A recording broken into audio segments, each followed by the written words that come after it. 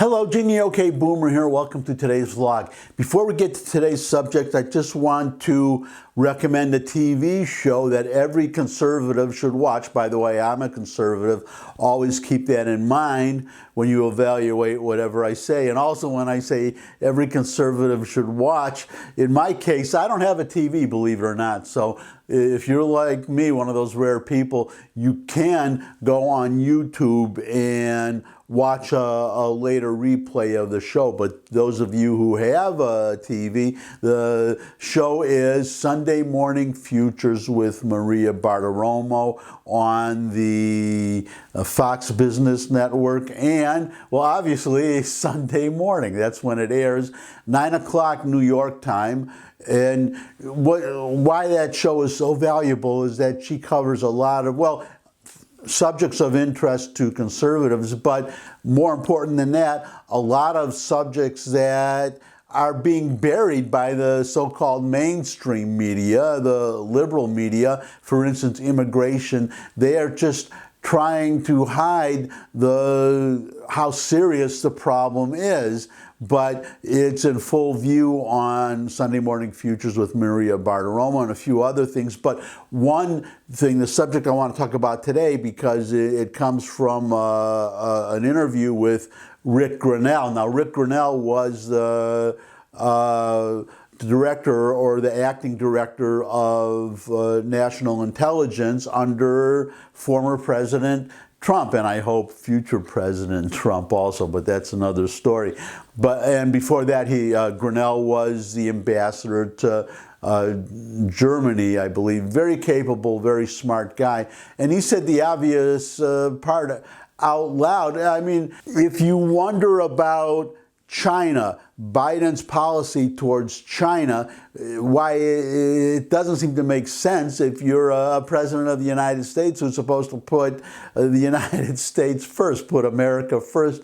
If you've been wondering, it's obvious. It goes back to the Hunter Biden laptop story, a major story that the media made a major effort to bury. The media called it Russian disinformation, but we now know that the laptop is genuine, the information on it. And what is on that laptop, the information, is very important, especially the reference to the big guy, which is, it has to be Joe Biden. In other words, Hunter Biden was doing business, making deals with a Chinese company that was, and well, probably still is, connected to the Chinese Communist Party. And part of that, an email shows 10% being set aside for the big guy. The big guy obviously is Joe Biden. This is information. Well, I think it could lead to an impeachable offense if this is proven, because you can't have, well, this is what Grinnell is talking about, so I'm just going to go to the video, that Joe Biden is soft on China because the Chinese Communist Party, China, has something on Joe Biden, more than what's on the Hunter Biden's laptop. Very compromising, damaging information. In short, Biden is being blackmailed. That's been obvious to me for, well, as long as he's been president, as long as Biden has been president, and it's not being reported, not being talked about. It is so important for our national security, and it was so, have been wondering, why is nobody talking about this? Even the conservative stations or the conservative media outlets, this is vitally important. If it can be proven, then Biden has to be impeached. We cannot have somebody, obviously, who is compromised by the Chinese Communist Party as President of the United States. So I'm going to go to the video now, but just listen to Rick Grinnell. Devin Nunes, I mean, look, we also are trying to understand why there's no pushback on the Chinese Communist Party. Look, you were among the first to come on this program. I'm talking 6 years ago, 7 years ago, you and I were talking about China's behavior of stealing intellectual property and moving, the military bases out as far as Djibouti and bullying neighbors. What are your thoughts on the conflicts of interest of this White House and the CCP? Well, look, you have an art show going on right now in New York City. Rick is supposed to be buying me a Christmas present from there. Rick, you need to get over to New York and buy me one. But look, this is a serious problem that's been growing right in front of our eyes. Nobody should be surprised what the Chinese are doing. They started first with both soft power and hard power, right? Whether it's the base that they built in Djibouti or the soft power that they used to gain access to ports like in Sri Lanka. So what they're doing is they're creating a set of lily pads all over the globe, and including in the South China Sea, so that they can project military power. And meanwhile, the question is the Biden administration acts like, oh my God, we didn't know anything about this. Like, that's not true. Like, where the hell have you been? I mean, it's the same thing just like what we have in Afghanistan, where they said they didn't know about Taliban's association with al-Qaeda and that Taliban wouldn't take over the government of Afghanistan. The same is true with China, only this is much more dangerous because this is an existential threat to our country. You take on top of what they're doing with these military bases, we've talked about this before, they're also trying to exert economic power and become the world's reserve currency. That's right. And Rick, it's so dangerous. In fact, it would be funny if it weren't so dangerous. But the CCP has been very clear. It wants to overtake the United States as the #1 superpower. And you've got major conflicts of interest here because we don't know how much money Hunter Biden may still be receiving and what interests he has in China right now. Your thoughts?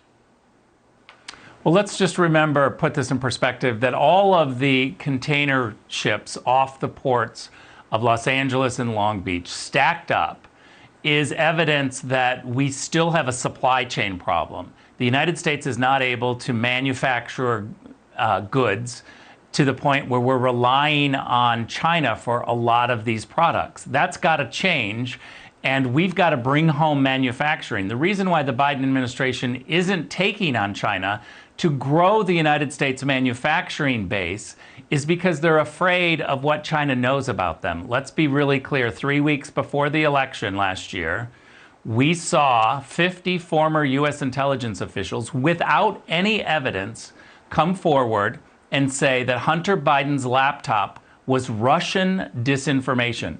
I can guarantee you that none of those 50 people had any briefings from the intelligence agency. There was no raw intelligence to assume.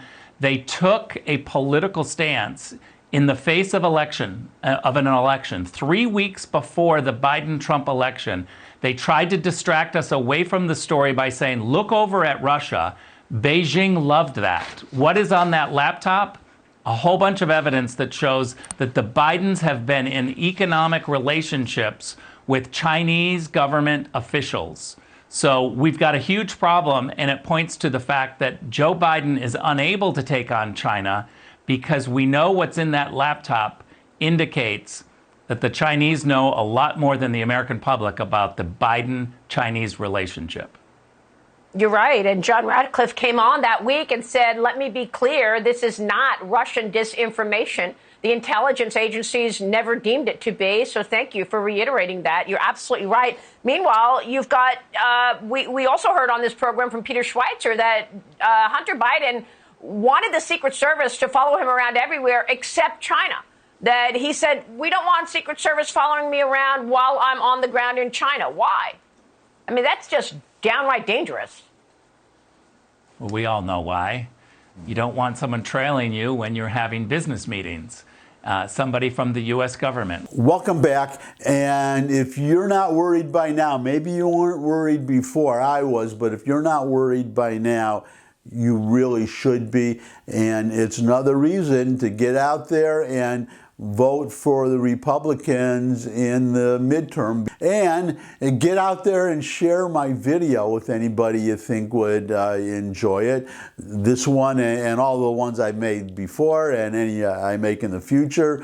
And if you have any comments, questions, suggestions for future topics, you can put them in the comment section below the video. You could subscribe. I love getting new subscribers, but most of all, come back and see me again. I would love to see all of you again. I look forward to seeing all of you again. And until I do see all of you again, bye.